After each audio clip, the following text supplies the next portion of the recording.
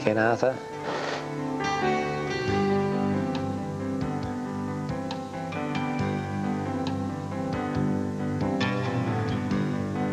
No mistaking that style. Oh. Oof. When you're throwing against Bunny and you see him miss a catch, a little smile comes on your face. There's Dennis with that hit on the side. Now, here we have the trialling of the Boomerangs with Sam Blight. Oh. And Sam had just produced these, and we went up to Chaplin Oval. There's Sam in the red trousers. He's the maker of Rang's Boomerangs, and Frank Boiling having a throw. Frank actually taught Ken Arthur to throw 60 years ago. And, Frank died a couple of years ago. He was president of the New South Wales Association. Now we're at Paradise Gardens, and Rod Jones is attempting some distance throws here. See, that style has changed a lot since those first throws in Queensland. Very flat sort of throw, of course, for the distance throw. Bob Burwell and Peter Johnson.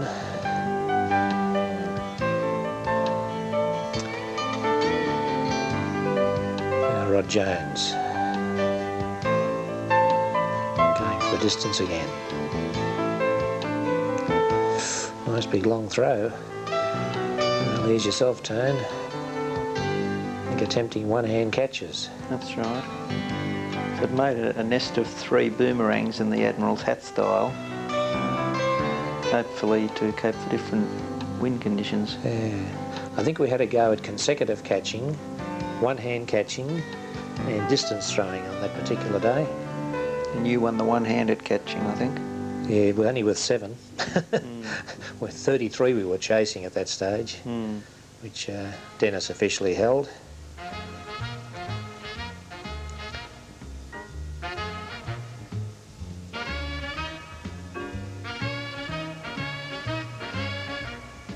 Bob Burwell.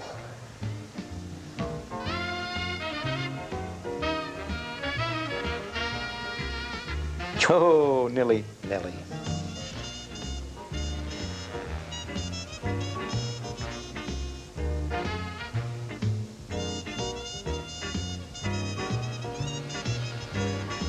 The ease with which he collects it. Yes.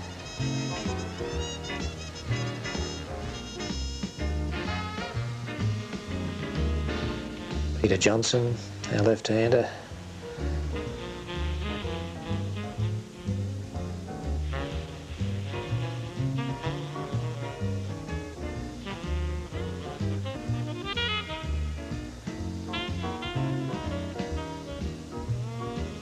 Yep, there he goes, yes, he really got that one hand. Little commentary for the few people around. Now, Rod was rather frustrated with the one-hand catching. He's not exactly his forte. He wasn't long into boomerangs at this stage, was he? No, not that extra long, really.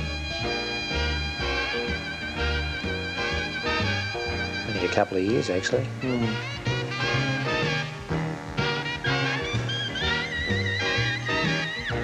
When did you first start to throw anyway, Tony? Ooh. Be about It's a nice catch you took. 25 years ago. Right.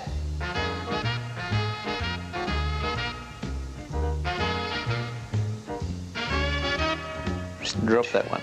Yes. And then, of course, with the Macquarie Uni in Sydney, we took part in the Special Olympics that they held for the retarded people. It was really just a chance for the retarded people to be able to get out and take part in some sort of competitions, and so we did boomerang throwing there. That's why these people don't look too coordinated in their throwing.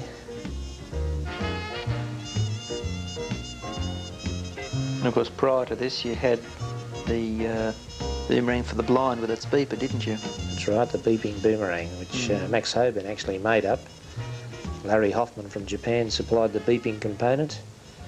I suppose you could say I supplied the brains to think of the idea. Got that out for the International Year for the Disabled in 1981. That's the smart way. Get out the road if you're not sure where it's going to go. These are the small bunny road standards. Yeah, yes.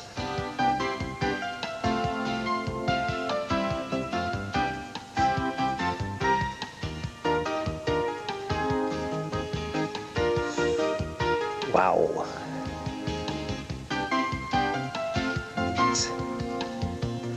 Here's the kangarang that I made up after the Commonwealth Games, the 1982 Commonwealth Games. The gold, silver and bronze ends with the number of medals that we won.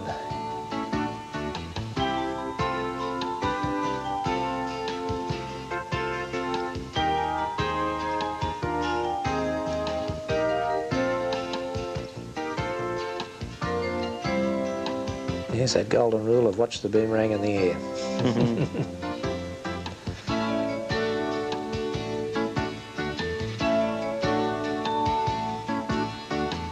That was a return to Macquarie for me. That's where I did my teacher training. There were only 4 buildings on the place then. Oh, right. Boy, how it's grown. There's the kangarang. This is the boomerang I designed in the shape of a kangaroo. Quite a nice accurate returner, actually.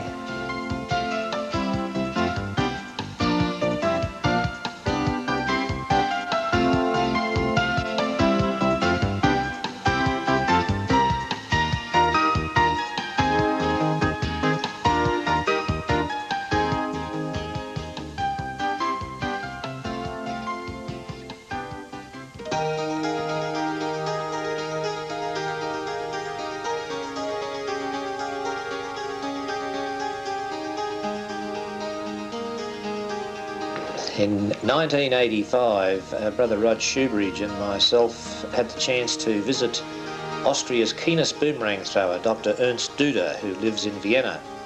He took us to a small township outside of Vienna called Wiekendorf, and there in the open fields, which were covered in snow, we did our throwing in minus 15 degrees. That's myself in the red jacket. Dr. Ernst Duda over on the right, about to throw. And then the son of Frau Brutmann is the other lad throwing. Yet to come into the scene is Rod Shoebridge. He's just off to the left. He's dressed looking like a Russian.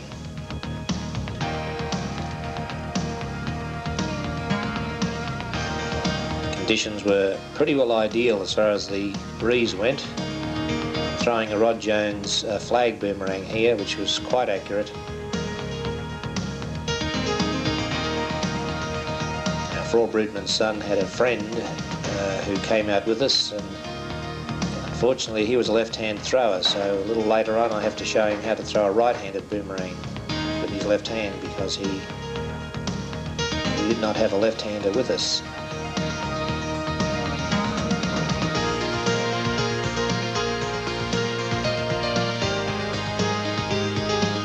I suppose you could say this is what boomerang throwing is all about, that really the majority of the times that you throw boomerangs, it's not competition throwing. It is just simply pleasure throwing and introducing new people to the wonderful skill and art of boomerang throwing.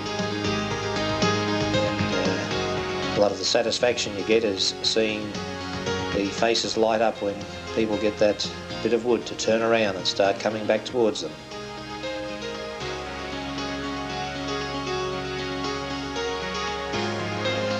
See, I'm throwing with thick gloves on there and thick everything.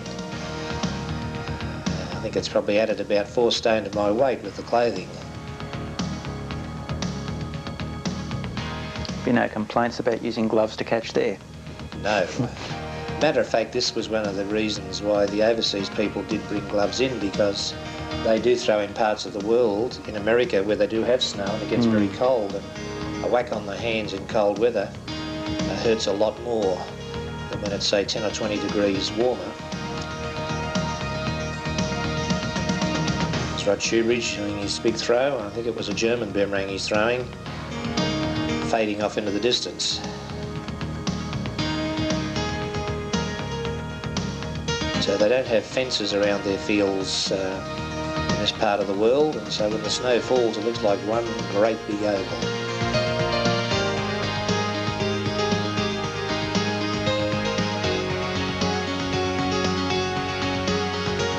We did come back to Vienna in the summertime and threw in the summer conditions just to compare the two lots. It's a lovely place, Austria.